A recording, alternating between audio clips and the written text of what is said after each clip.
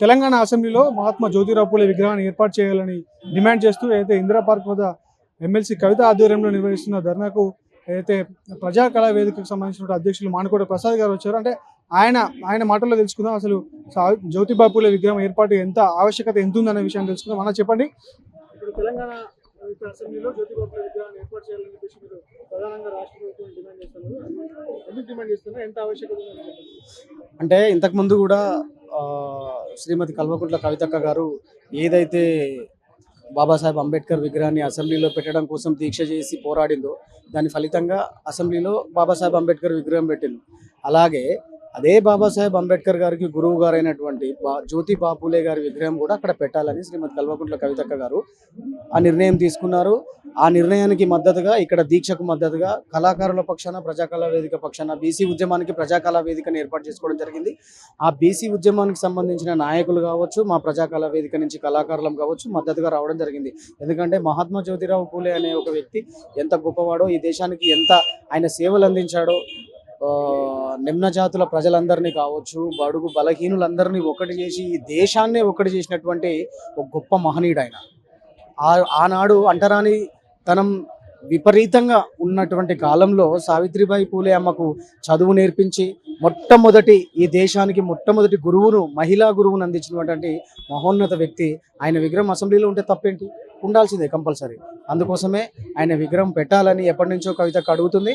అక్కకు మద్దతుగా, ఈ ఉద్యమానికి మద్దతుగా బీసీ కళాకారులుగా బీసీ కళా వేదిక పక్షాన నేను కావచ్చు, సందీప్ కావచ్చు, శ్రీను అందరం మద్దతుగా ఉన్నామని తెలియజేస్తున్నాం.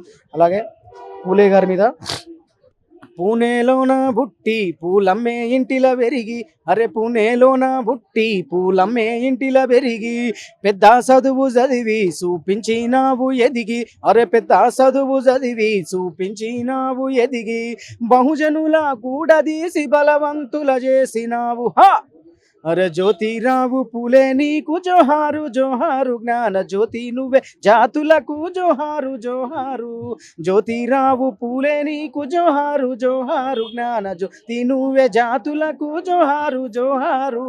అంటారానోళ్ళంటే ఒరే ముట్టారానోళ్ళంటే, నిన్న జాతులంటే నీ చంగా చూస్తూ ఉంటే, వెనకబడేస్తుంటే వెలివేసి వేధిస్తుంటే, శూద్రులని అంటే ఓహో సిన్న సూపు చూస్తే, చదువొక్కటే మార్గమని చదువుకుంటే మారునని హా, చదువు నేర్పినాడురా జ్యోతిరావు పూలే, బడులు తెరిసి నడిపినాడురా జ్యోతిరావు పూలే.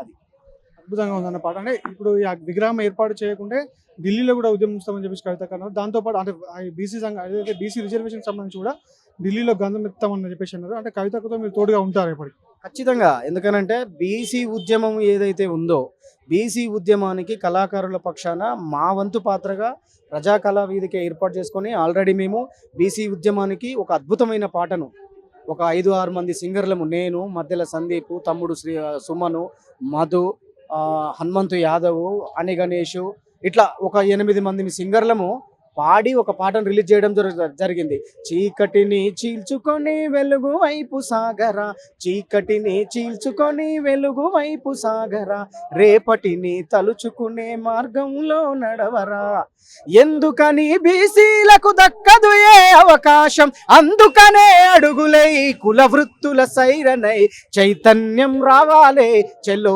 అడుగులేయాలే, ఈడబుట్టిన పోరు దేశాన్నే చుట్టాలే, ఓ బీసీ ఎంబీసీ సత్తువనే చూపాలే, మనమెంతో మనకంతా వాటానే అడగాలి, ఈడబుట్టిన పోరు దేశాన్నే చుట్టాలంటే పోయి ఢిల్లీలో ధర్నా చేయాలి. ఢిల్లీలో ధర్నా చేయడానికి కవితక్క సిద్ధంగా ఉంది. కవితక్కతో పాటు మేము కూడా అక్కడ ఉండడానికి, మా పాట అందించడానికి, మా మాట అందించడానికి ఖచ్చితంగా మేము కవితక్కతోనే ఎప్పటికీ ఉంటాం. ఇది అంటే మానుకోట ప్రసాద్ గారు ఏం చెప్తున్నారంటే, ఇటు తెలంగాణ రాష్ట్రంలో ఏదైతే ఏర్పడిన ఈ బీసీ ఉద్యమం అంటే రాష్ట్రం అయితే ఢిల్లీ మొత్తం అంటే దేశాన్ని చుట్టాలంటే ఢిల్లీకి వెళ్ళి కూడా అటు ధర్నా చేయాలని సంకల్పించినట్టు తెలుస్తుంది. అయితే బీసీలు ఎంతమంది ఉన్నారు అంటే మాకెంతో మేమంతా, మేమెంతో మాకెంతో అన్న నినాదంతో ముందుకెళ్తున్నాం. అంటే బీసీలు ఎంతమంది అయితే బీసీలు ఉన్నారో వాళ్ళకి అంత రిజర్వేషన్లో కానీ, అంటే రాజ్యాధికారంలో కానీ, ఉద్యోగాల్లో కానీ, ఎటువంటి దాంట్లో కానీ సమానమైనటువంటి హక్కులు రాకపోతే ఈ ఉద్యమాన్ని ఇలాగే కొనసాగిస్తాము. ఇటు దేశం మొత్తాన్ని కూడా ఏకం చేసి, దేశం మొత్తం ఉన్న బీసీలందరినీ కూడా ఏకం చేసి ఈ ఉద్యమాన్ని ఇలాగే కొనసాగిస్తామని చెప్పేసి ఆయన అంటూ ఉన్నారు. కెమెరామ్యాన్ నీరజ్తో జగన్, ఇందిరా పార్క్ నుండి.